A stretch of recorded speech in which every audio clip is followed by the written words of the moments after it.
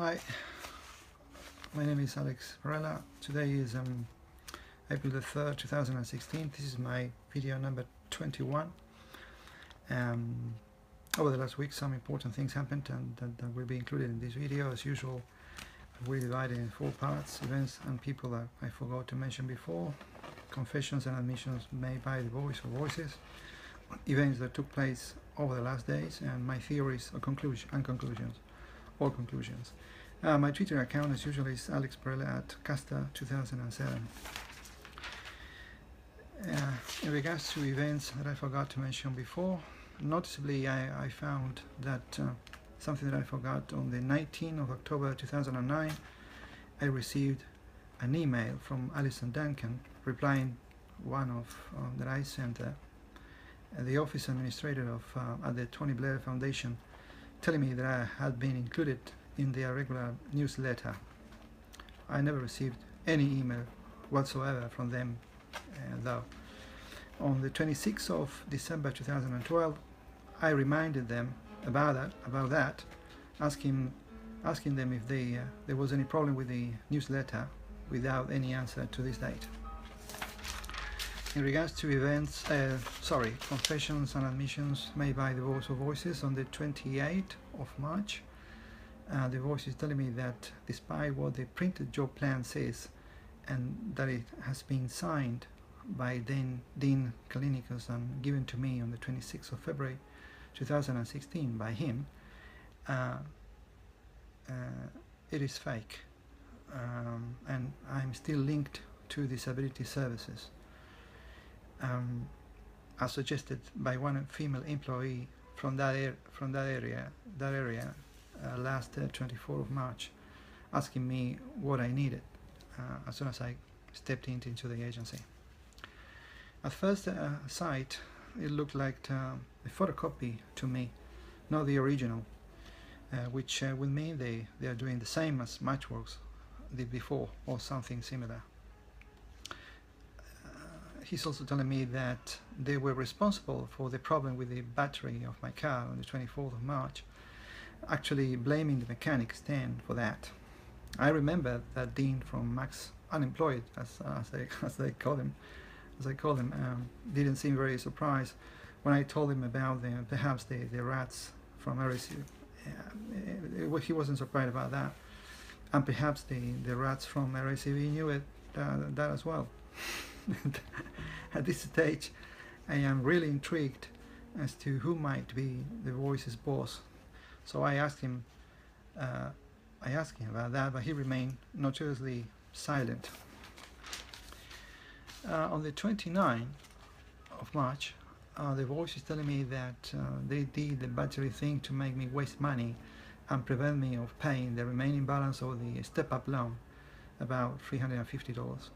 But that doesn't make much sense, though, since I was about to buy a jump starter instead for approximately $100, but decided otherwise because it's an old car and very likely to have more problems in the future. Perhaps he's been drinking, I don't know. It happened before. At night, when I was working on my 6th video in Spanish, the Voice made some incredible revelations. He did first on the 22nd of January. I didn't comment on that, and now tonight again more revelations on the same tenor, which I'm not going to reveal because they are quite serious, at least until the occurrence of another events make it viable. On April the 1st, the Voice is telling me that something that is irrelevant to me, that the Pakis is another queer, like a homo and honey. Only thing I know is he's a filthy one who left again his second in the toilet for me to flush last night. On the 27th of March, that is on events that took place over the last days, on the 27th of March, the legend of Pending is still right next to my daily comment posted on La Nación, a newspaper from Buenos Aires. However, I was able to post another comment on Clarín on a different matter, harshly criticizing another journalist whilst they had been censoring me since September last year. Double standard applies since they are protecting the ones who keep destroying my life and my family here, Betty and Vicky. Homo Honey was playing with video games in his room and shouting all night long, while the Pakis was messing with my toaster in the kitchen.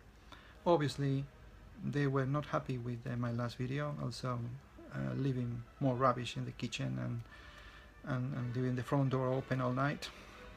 I posted some pictures on my Twitter account. On the 29th of March, Ralph sent me a text message last night saying that the previous night saying that he's coming over on Wednesday to either fix the oven, electric oven, or buy a portable one. After knocking at Han's door with insistence early in the morning, about 8:30, the Paki opened his door and asked me what I wanted. I replied nothing with him and told me Hani won't wake up. Well, in a few minutes earlier, the Homo was yelling supposedly with his stupid video game, so I got back to my room, thinking what to do to his stupid car because I needed to use mine. When I heard that he got up and went to move his car, which is, by the way, occupying almost the entire footpath, something that I never seen in any of the neighborhoods that I lived so far in Melbourne. Perhaps advantages of living in this street. I went to Europa Market, this time less coughing and more panic. Only $60 until next Centrelink payment on the 7th of April. On the 30th of March, quiet but nervous night of the rats in the house. It seems that they are quite interested in me finishing the 6th video in Spanish, or was my perception. Today I noticed that, and this is not the perception, what I'm about to say.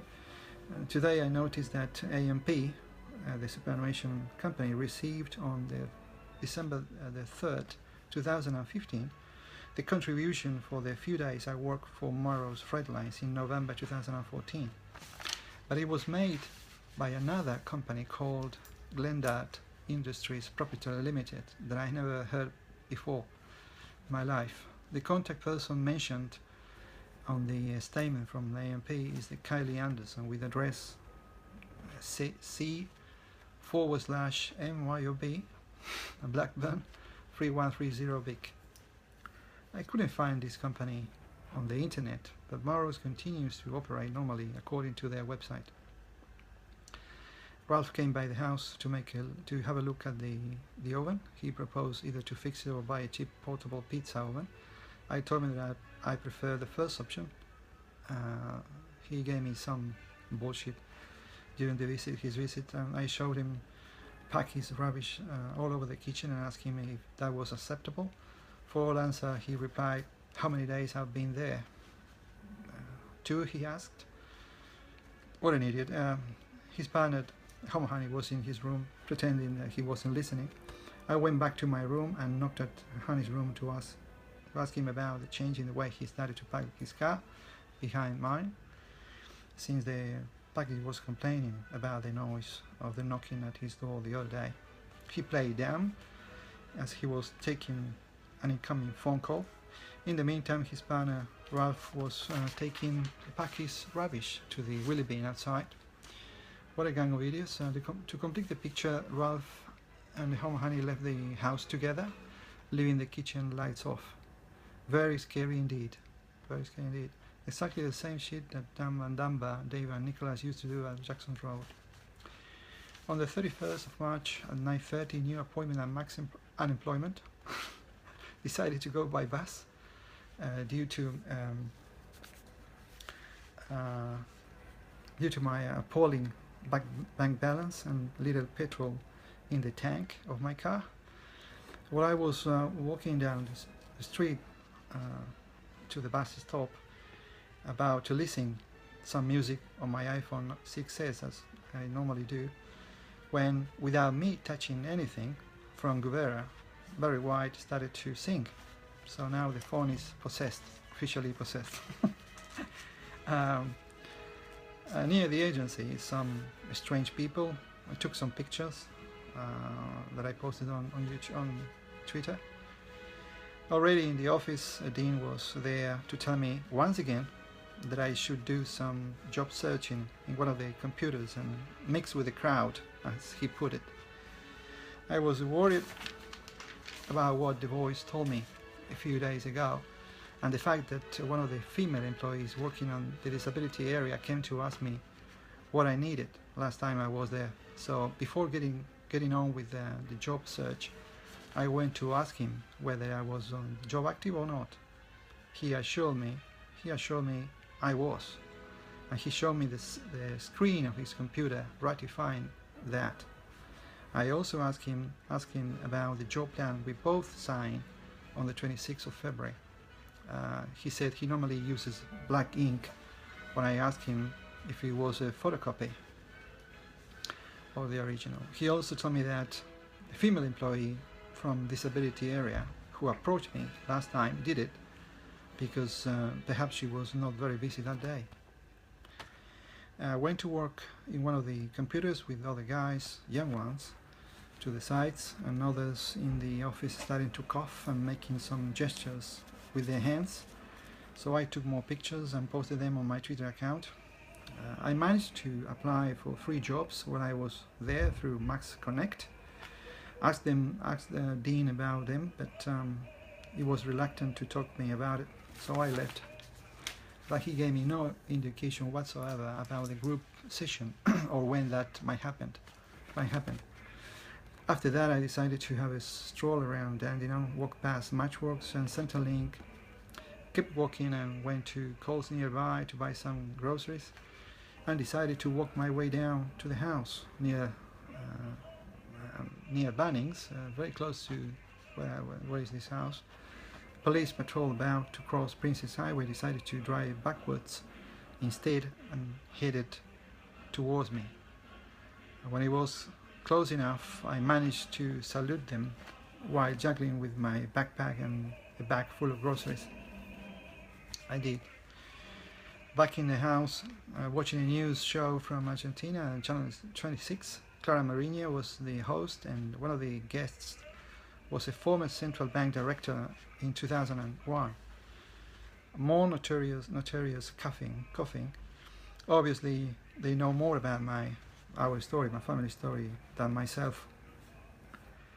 On the 1st of April, now that I know my iPhone is possessed, it was not important for the team to pretend, and they sent me a message of not talking this weekend, using my daughter's number rather than her WhatsApp user as they normally do. I call her next week anyway. On the 2nd of April, it was a quiet night, previous night, of the rats in the house. But early in the morning, Honey listening to the radio on the front door, at the front door near my room. And I am not gay, but perhaps he misses his forbidden lover, yes, I don't know. I sent a text message to Ralph in the morning about the oven. He replied he already got one and planning to bring it to the house today or tomorrow. He later came by the house with a second-hand one, electric portable pizza oven. He asked me to try it and see how I go. It is some cleaning, despite I do it on a weekly basis. He also cleaned up Packy's rubbish in the kitchen. He took the vacuum cleaner for a few days. I don't know why. He made more stupid mind games that I don't understand. In regards to my fears and conclusions, finally, if the voice was right about my situation with max unemployment or employment, it means that the job plan is a fake document, and they are taking things further as a continuation of what Matchworks did before, actually making it worse, more serious, and involving more people in the process. In the house, the situation resembles what used to happen in Jackson's Road, with Packy not working anymore, and has he ever did, by the way? And Homo Honey is spending all day long in the house in a small room, and ordering takeaway food and more often. In the case of the Packies, as it was with Nicholas, not eating at home, but rarely and not taking showers, etc. It seems like they have another house nearby, as it was before with the duo, Nicholas and Dave. Again, I'd like to emphasize that I'm doing these videos as an audiovisual diary for future reference in the case something happens to me. My goal is to recover my previous life and my family here, Vicky and Betty, and abroad in Buenos Aires, of course. Any other speculation is ridiculous. I said that before, but I'm again emphasizing that because I heard a lot of rubbish lately. For now, that is all, and see you next time. Thank you. Goodbye.